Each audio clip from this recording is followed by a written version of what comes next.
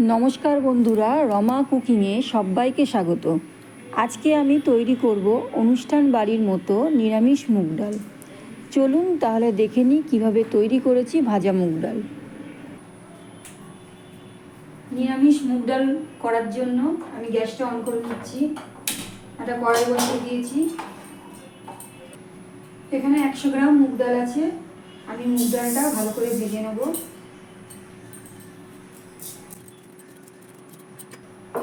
গ্যাসটা একদম লোতে দিয়ে মুগ ডালটা ভেজে নিচ্ছি।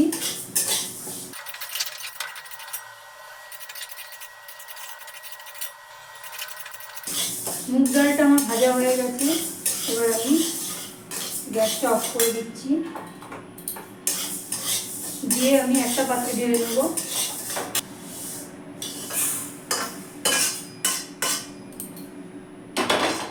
এবার আমি মুগ ডালটা জল দিয়ে ধুয়ে নিচ্ছি।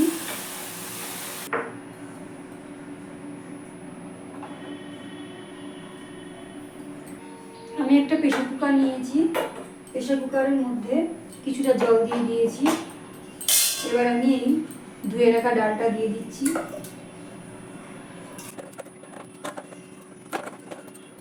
আর দিয়ে দিচ্ছি একটা চেরা কাঁচা লঙ্কা। এবার আমি প্রেসার কুকারের ঢাকনাটা দিয়ে দিচ্ছি। গ্যাসটা অন করে দিলাম। একটা সিটি মেরে নেব। যখনই প্রেসার কুকারের আওয়াজটা হবে তখনই আমি বন্ধ করে দেবো, সিটি পড়ার আগে। ডালটা আমার একদম সিদ্ধ হয়ে গেছে।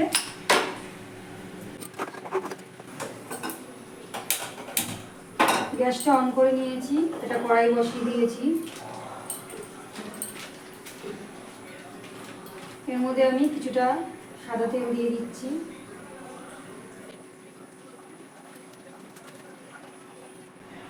তেলটা আমার গরম হয়ে গেছে। এবার আমি এই তেলে একটা তেজপাতা দিয়ে দিচ্ছি, একটা শুকনো লঙ্কা ফাটিয়ে দিয়ে দিলাম,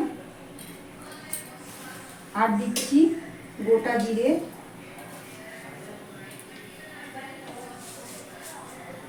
কিছুটা পাঁচফোড়ন দিয়ে দিচ্ছি। দিয়ে আমি এগুলো ভালো করে ভেজে নেব। এবার আমি দিয়ে দিচ্ছি 1 চামচ আদা বাটা। এর মধ্যে আমি একটু জল দিয়ে দেবো।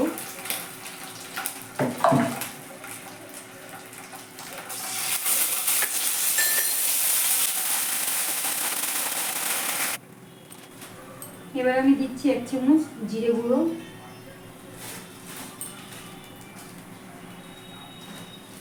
দিচ্ছি হলুদ,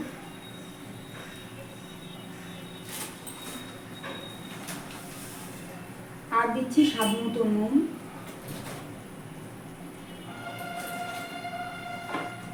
দিয়ে আমি এটাকে ভালো করে কষিয়ে নেব।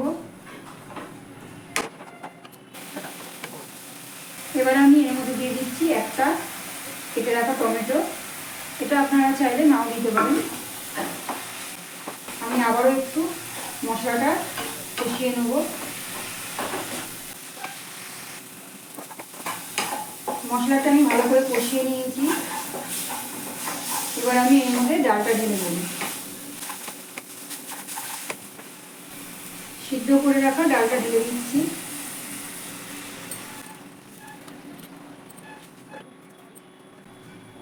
এবার আমি ডালটাকে ফুটতে দেবো। গ্যাসটা একদম হাইতে দিয়ে দিয়েছি।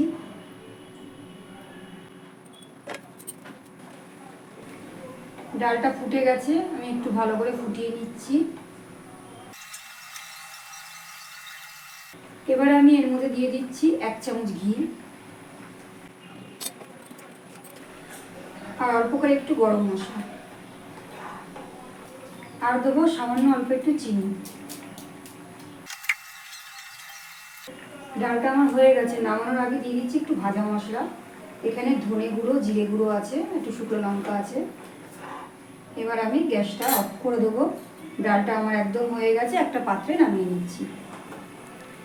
এই নিরামিষ মুগ ডালের সাথে গরম গরম ভাত আর বেগুনি কিংবা আলুর চিপস থাকলে দুপুরের খাওয়াটা একদম জমে উঠবে।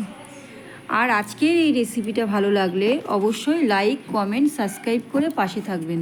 ধন্যবাদ।